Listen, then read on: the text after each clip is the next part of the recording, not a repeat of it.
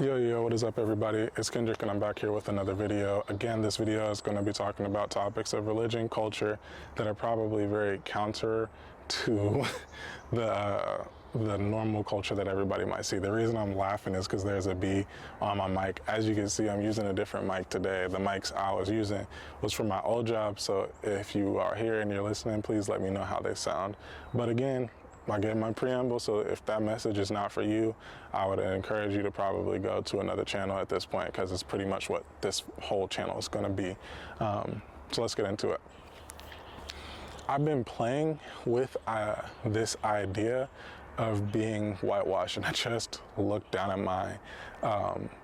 my phone, realizing I have 3 points, subpoints, subtext, all of that, and like evidence to support my claim. I think I could just put that all down right there. This is a way better example. So when I was going to think about this video and what I was going to do to make it, I had made this video already, but I made it coming from a very emotional standpoint.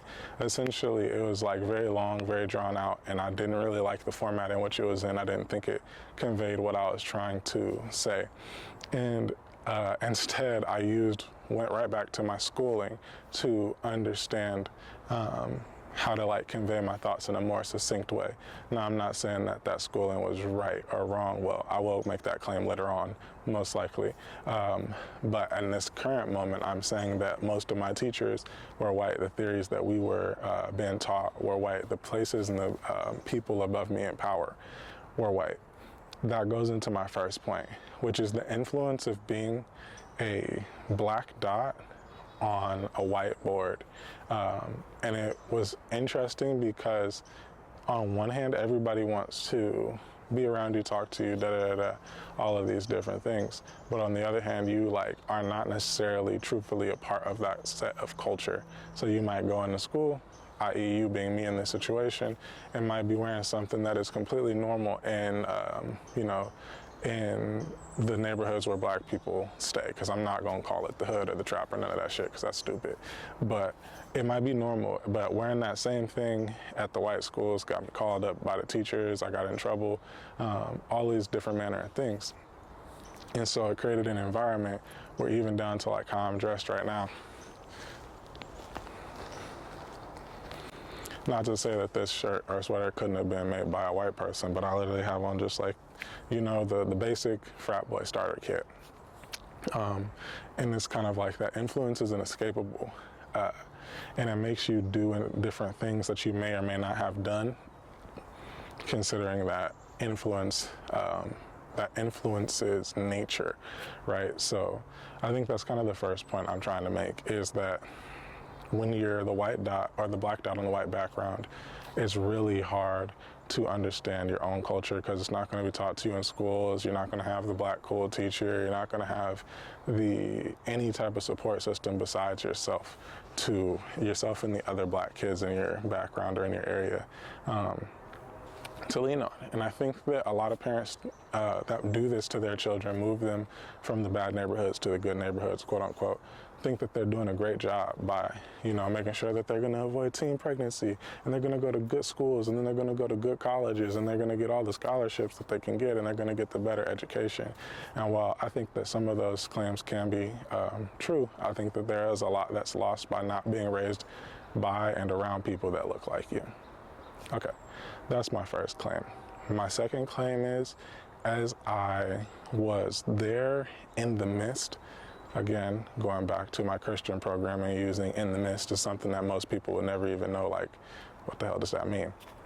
But going back to that Christian programming, I started to believe that I was a part of the same society. And I could not understand why I would be treated differently, but I started adopting the ideas. I remember like, hey, I'm not going to be whatever. I remember being like younger when Trump first got in office, and I was like, I don't know this motherfucker, just like any 16-year-old, 17, maybe I was 18. I don't know him. I didn't vote for him, but I don't know him. I don't know anything about him. You know what I mean?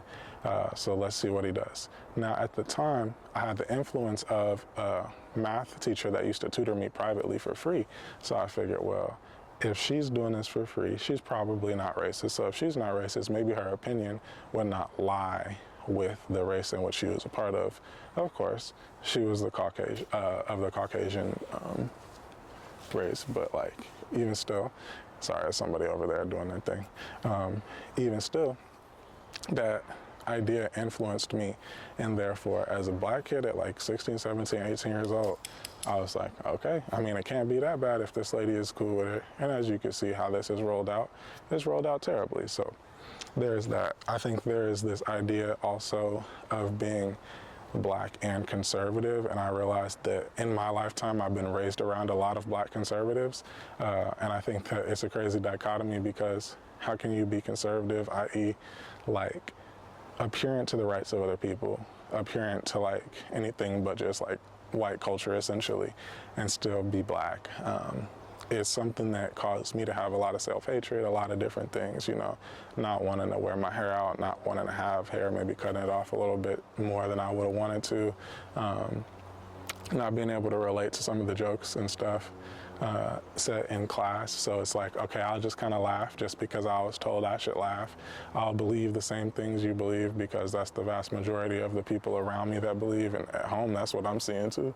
And so you go through this like stripping of the few identifying markers that you have, and then there's re-imaging. So it's like they're trying to print black ink on black paper, and they can't get it to show up.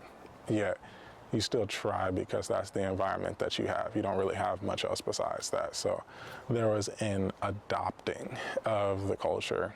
And then the last part is parroting it. So now, like I was saying, when I was 16, 17, 18, whatever, I'm parroting the things that these role models, these people that I'm with 8 hours a day, which again, most of them were of the Caucasian variety or white passing, but parroting the things that they say, like, oh, like I said, oh, he's never been president before, so like, it can't be that bad. We can't judge this man and he's never been the president. Or being like, I think that was probably the worst one. Or being like, oh, I remember someone telling me like, oh, black people can't be racist. And I was like, what are you talking about, bro? You're absolutely asininely stupid if you think black people can't be racist. You can say something that's racist towards another person, but not understand the structure and like the things that happen behind racism versus being prejudiced. And all of these different ideas that have only started to trickle in from the moment in which I exited my home culture, in terms of exited Salem, exited Portland, exited the people that I knew, and started listening to other outside ideas. So I guess that leaves us with now. I think it's impossible to not know. If you're watching this video, most likely you probably also know I had a Christian podcast twice. I had one by myself and I had another one with my friend Jacob. Then I had a, what is it called? I had a like GVO, Good Vibes Only, and I think that is a part of this like whole kind of pull yourselves up by the bootstraps mentality. And so this video is realizing that like, hey, I'm black, I don't even have boots to pull the straps up on. I need to act like that, understand that, and like disseminate that to other people that are in the same position as me, in the same, look the same, feel the same, dress the same, race the same way. You don't have to keep doing this shit. Like, it's not worth it. You're hurting yourself probably. You probably don't love yourself. You probably have had suicidal thoughts. You probably have wondered why you're alone, and you might have one or two friends, and that's about it. But I'm telling you, from me to you, it's okay. You're gonna be fine. Don't continue to settle for less just because you can't find more in the moment that you're in. Deuces.